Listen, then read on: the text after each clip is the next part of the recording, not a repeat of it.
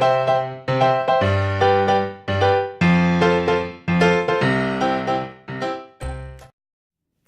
I'm Antavia. Hello, I'm Octavia, and we are Sunny Magnolias. Welcome back to our channel.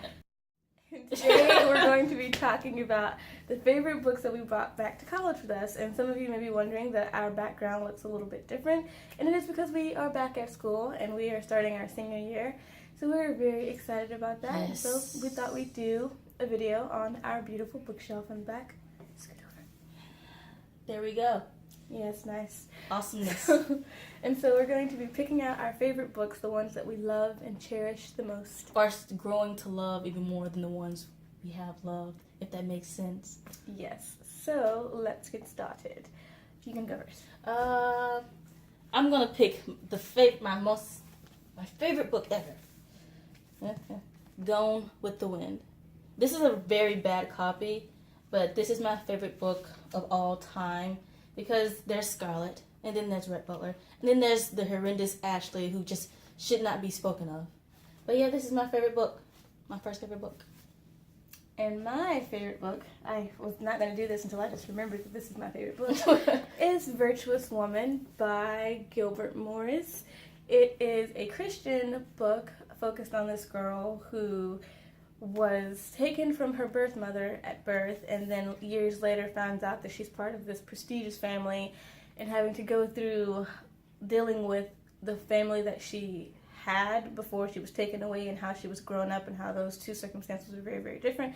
But I absolutely love this book. It is one of my absolute favorite books. She's trying to get me to read it. I've been trying to get her to read it for years. I've read this book, I believe, 3 times, if not more. 3 and times. I love it. Every time I read it, it's good.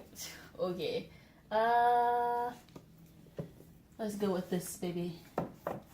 I just started to read this book over the summer for an online class I took, art history, and this book is Writing About Art by Henry Sayer. Look at the camera. Henry Sayer. It's just talking about just how you write about art and the way to use art from a Christian perspective and all that stuff. It's very informative and I really like it. Yeah. Here's a look on the inside. Wonderful, right? And my other favorite series is Shatter Me by Tahira Mafi. Shatter Me is my third all-time favorite series because I love A Series of Unfortunate Events. Oh, yeah. And then there's The Lunar Chronicles by Marissa Meyer, and then there's Shatter Me. But then the list fluctuates, but I love Shatter Me. And if any of you know, it's about a girl named Juliet who has a deadly, lethal touch. People can't touch her. She can't touch other people. And then it's a beautiful love story, and everything just works out in the ending. It's lovely. She can't spoil it for me because I'm going to start reading it. Well, I'm like 3 chapters in. This book is really good. Okay. Third book will be, come on, Twilight. Yes. But actually, I'm talking about Life and Death this time because it's okay. Talking about Life and Death this time because it's awesome. It's just nice to see the way Stephanie Meyer develops her writing. But the ending, I'm not gonna spoil it, but I preferred it to have a different ending. But yeah, my third favorite book. And my other favorite book that I brought to college with me is The Help by Catherine Stockett. I read this book over this past summer, and this book was my absolute favorite book to read this summer. And I saw the movie years ago, never would have thought that I would read the book and love it this much, but it's amazing, and it's set in Jackson, Mississippi, and we're from Mississippi, but it's not one of the reasons why I read it, but I loved the way that she developed the story with Skeeter and Aibileen and all of the other maids, and how she starts writing this story that deals with such a trivial issue in the South during the 1960s, and how what she decides to write, she believes is the right thing, and if you have any morality and values, you know it's the right thing. And so it's amazing to see what this woman wrote, because it was part of her personal story growing up. She had a maid, and she was white in Mississippi in the 1960s, and so having to have a woman come into your house who takes care of you more than she takes care of her own children, and what these women actually went through and what women in real life actually went through in the South in the 60s. And it was an incredible story to read. It was very heart-wrenching, and I loved it, and I would totally reread this book, and I recommend this book to any of you who may not have read it. I've only seen the movie. And the movie is pretty good, too. Yeah, the movie's really good. Okay, the fourth book that's starting to become my favorite is the last book in a series called the Alaskan Courage series. It's a Christian fiction suspense sort of book by Danny Petrie. And the book follows this family, the McKenna family. I believe there are 5 siblings in it. So you have the oldest from the youngest, which in different orders. But each sibling, they become romantically involved with another character. And then there's usually this bad guy that's out to kill them or kill someone else. And so they're trying to figure out how to stop that person. But it's really good. And it's not like that lovey-dovey type of Christian fiction stuff. And so it's a bonus. She's trying to get me to read it, and I don't It's so good. I don't see why she wouldn't want to read it. My other favorite book is a book of poetry by Tyler Knott Gregson, and it is titled Chasers of the Light. And I found Tyler Knott Gregson, discovered him one day on Instagram, and I was like, this guy writes beautifully, and he's awesome. And he's also a photographer. He's a really good photographer as well. But I decided to buy his book because I'd never really bought a book of poetry before. And I figured since I write it, I might as well support other poets. And his writing it's absolutely amazing. It's gorgeous. And it's one of my favorite books of poetry that I own. And if you haven't, go follow him on Instagram because he posts poetry all the time. Still, even though he's published and all of that. It's really good. And I haven't read all of it because I didn't want to read it so quickly. I'm like, I have these many pages left and I want to savor each poem. And so I still haven't finished it. But yeah.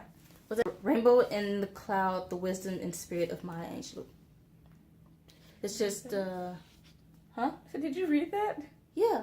When? I didn't read it all the way through yet, because it's a whole bunch of poetry and stuff. But it's just talking about, she just wrote a bunch of poetry. One is, I don't know what it's called, but this is one of them. It's very short. Prejudice is a burden which confuses the past, threatens the future, and renders the present inaccessible.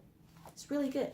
She's just talking about her life and just things she went through growing up and what she knows now. She's just sharing it with the world. And so my last and final favorite book is In the Time of the Butterflies by Julia Alvarez. In AP English, our senior year in high school, we had to read this book for a project. And we chose this book because we didn't want to read, what was the other one? Was it One Who Flew Over the Cuckoo's Nest, I think? I think so. We didn't want to read that one, so we were like, let's read this book. And so it was a group of 3 of us, me, Octavia, and another friend. And we read this book, not knowing what we were getting into. Mm-hmm. Never heard of Julia Alvarez before. And it was really amazing, it's just really fascinating good. Story. It's very sad because it's really based on the true story of these 4 sisters. 4? Mm-hmm. 4. These 4 sisters, and they're in the Dominican Republic, I believe, and they're under the dictatorship of Trujillo. This guy who is kind of horrible. He really is horrible. It's not kind of. It details their story and what they're going through and how their husbands get arrested and how one of those sisters is trying to fight against the dictatorship, but the regime of this man is very, very powerful. And so I'm not going to say the ending, but it's really interesting when you read a story that you know is based on the lives of real women and what they actually experienced. It really does open your eyes to see that life is sometimes very different from the life that you have, and that it causes you to have compassion on other people and empathize with them. And so this is a really good book, In the Time of the Butterflies by Julia Alvarez. One book that I don't have with me that I just absolutely love is Their Eyes Are Watching God. That is just beautiful. It's a tearjerker as well, but it just follows the life of this woman. If you've seen the movie, it has Halle Berry in it. It's sort of similar to the book, but not really. But it's really good. It just follows the life of a Southern black woman, I believe. Growing up. She didn't come from anywhere. Southern. She could have came from somewhere else. She didn't. Whatever. But yeah, that's a really good book as well. And so this has been our favorite books that we have brought to college with us. We hope you enjoy it. And we are Sunny Magnolias. Don't forget to subscribe, like, and comment.